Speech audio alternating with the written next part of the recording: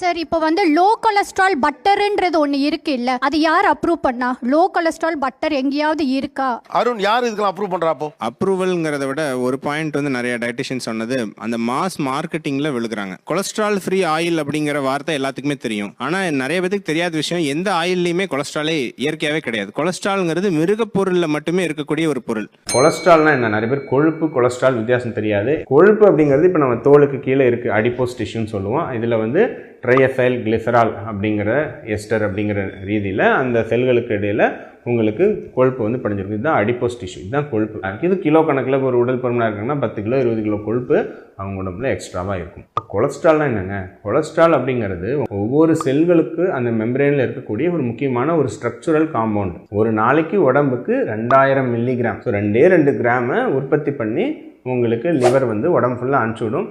Maybe நீங்கள் அதில் cholesterol எடுத்துக்கல அப்படின்னா கல்லீரலே தேவையான அளவு உற்பத்தி பண்ணிடும்.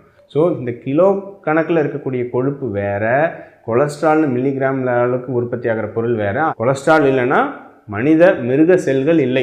இன்னொரு முக்கியமான விஷயம் என்ன அப்படின்னு பார்த்தீங்கன்னா, தாவரங்கள்ல இருந்து பெறக்கூடிய அனைத்து உணவுகளுமே இயற்கையாகவே கொலஸ்ட்ரால் ஃப்ரீ தான்.